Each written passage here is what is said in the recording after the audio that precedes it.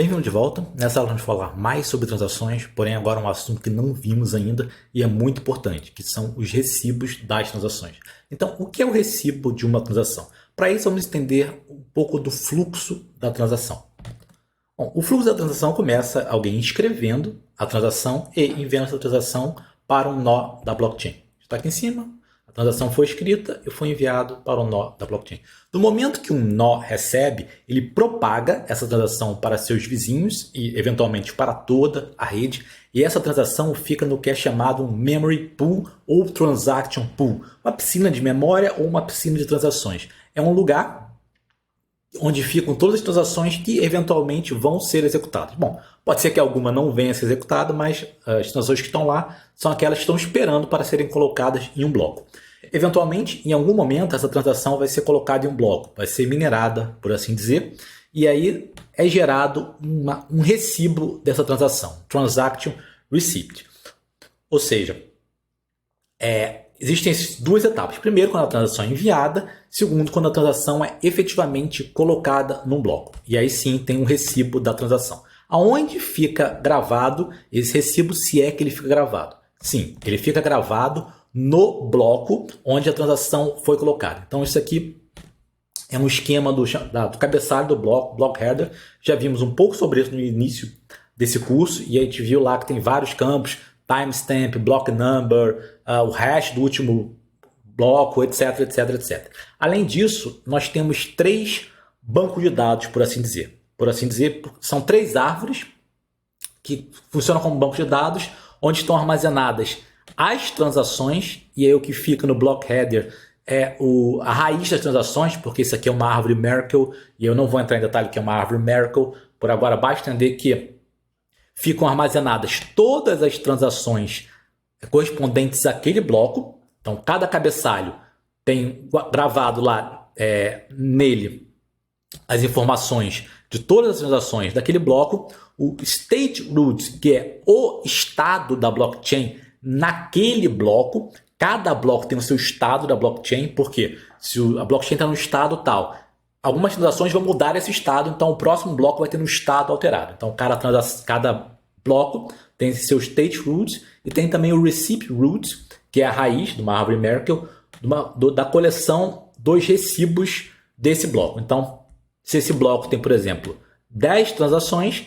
esse bloco também vão ter 10 recibos, cada recibo correspondendo a uma transação. E o que fica gravado nesses recibos? Bom, ficam gravadas informações sobre a transação e especialmente aquelas informações que só podem ser colocadas depois que a transação for executada. Então, se essa transação está executando um contrato inteligente, por exemplo, esse contrato inteligente pode emitir eventos, pode retornar valores, etc. Então, isso aí não pode estar na transação inicial, porque isso acontece depois que a transação foi executada. Então, eles ficam no recibo da transação. O mais importante lá no recibo das transações são os logs, que são as informações sobre os eventos emitidos por contrato inteligente. Nós vamos ver isso mais para frente. E no Ethers existe um comando, um método que nos permite recuperar o recibo de uma transação. Então, isso é uma forma de garantir que aquela transação foi executada.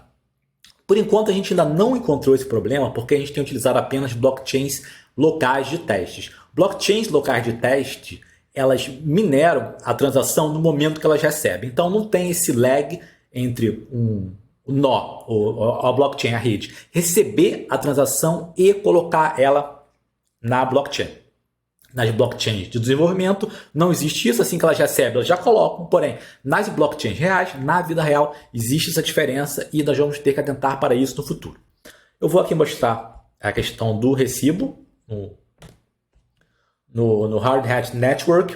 Então eu instalei aqui criei um novo programa, um novo projeto, um novo diretório, instalei o Hard Hat, instalei o Ethers normal, que eu vou usar o Ethers normal, e aqui eu vou executar um Hard Hat Network, npx Hard Hat Nodes, para a gente utilizar a rede da Hard Hat para testar. Bom, aqui num outro terminal, eu escrevi aqui o que a gente está acostumado, importei o Ethers, coloquei o provider, que está pegando a rede local, peguei o signer, escrevi uma transação bem simples, só com to, não botei nem valor, eu só quero uma transação qualquer, e o Hard Hat Network não aceita transações vazias. Então, o primeiro passo, eu vou enviar a transação e mostrar a transação em si. Então, const, e agora eu vou separar o que é o transaction do receipt. Então, aqui eu vou botar transação igual a await, é o que a gente está acostumado a fazer, signer, send transaction, botar a transação.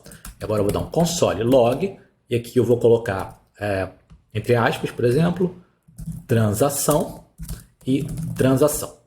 Agora sim, agora vamos pegar o recibo da transação. Como é que a gente faz isso? Const recibo igual await a transação .wait.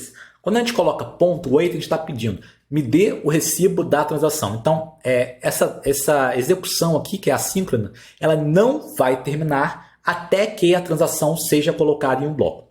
E a gente pode colocar um número aqui dizendo quantos blocos a gente quer esperar de confirmação para garantir que a transação foi realmente colocada e ela não vai ser revertida. Porque, dependendo do mecanismo de consenso, um bloco pode ser colocado na blockchain, porém ele pode ser revertido. Mas a gente não vai se preocupar muito com isso agora. E no caso do mecanismo Proof of Stake, é muito difícil blocos serem revertidos. Porém, não é impossível. Então, colocar apenas o wait, e aí ele vai esperar o primeiro bloco que colocar a transação, ele já vai dar o recibo. E vamos dar um console log recibo.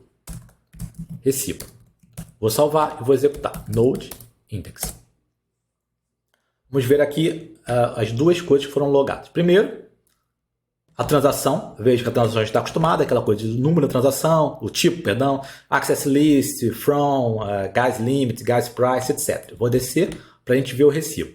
Veja, isso aqui é o recibo. Também tem informações sobre a transação, porém tem outras informações que a gente não tem acesso anterior. Por exemplo, logs Bloom, que é onde ficam armazenadas informações sobre logs Bloom e também o log, a gente vai ver mais para frente, ficam armazenadas informações sobre os eventos emitidos por um contrato inteligente, se for o caso.